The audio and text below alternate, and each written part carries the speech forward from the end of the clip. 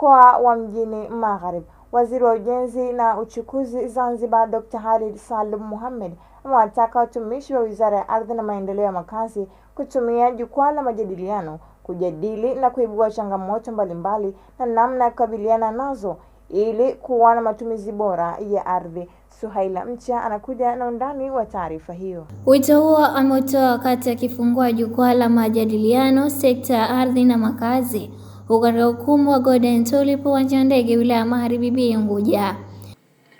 Sasa wakati tunazungumzia changamoto zinazungumzika, na nadhani jukwaa hili sasa ndio mahala pake.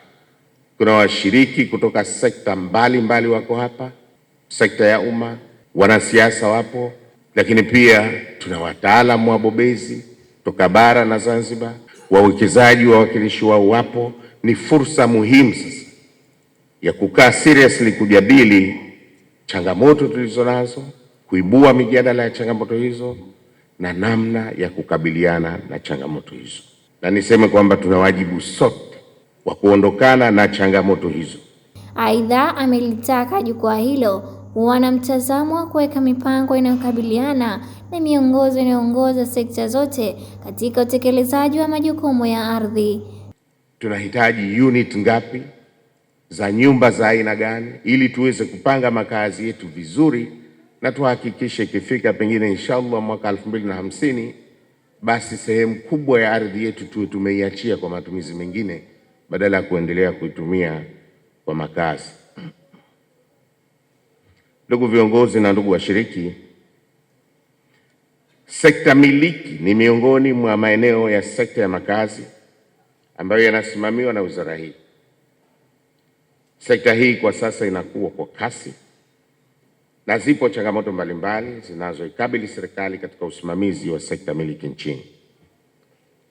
Naipongeza wizara tena. Wizara inaendelea na uandaaji wa sheria ya kusimamia sekta miliki, na kwa sasa ipo katika hatua ya uandaaji wa rasimu ya sheria hiyo, na maoni ya wadau tayari yameanza kukusanywa katika makundi mbalimbali yanayohusiana moja kwa moja na uwekezaji katika sekta miliki. Naipongeza wizara kwa jitihada hii kubwa wanayoichukua, na ni vyema kuhakikisha sheria hii inakamilika haraka ili iweze kukamilika, lakini pia iweze kutumika. Naye naibu waziri wa Wizara ya Ardhi na Maendeleo ya Makazi Mheshimiwa Salha Mwinjuma Mohamed amesema lengo la kuandaa jukwaa hilo ni kujadili namna bora ya utekelezaji wa majukumu mbalimbali katika sekta zenye majukumu ya ardhi. Lengo kuja kujadili, kuja kuangalia vipi tunakwenda kwenye utekelezaji wa bajeti ya mwaka 26 na 27, lakini na bajeti zingine zinazofuata. Tunatambua sekta ya ardhi na sekta ya makazi inakabiliwa na changamoto nyingi, lakini kupitia forum kama hizi kwa pamoja na kwa kushirikiana tutaenda kuzitatua kwa pamoja.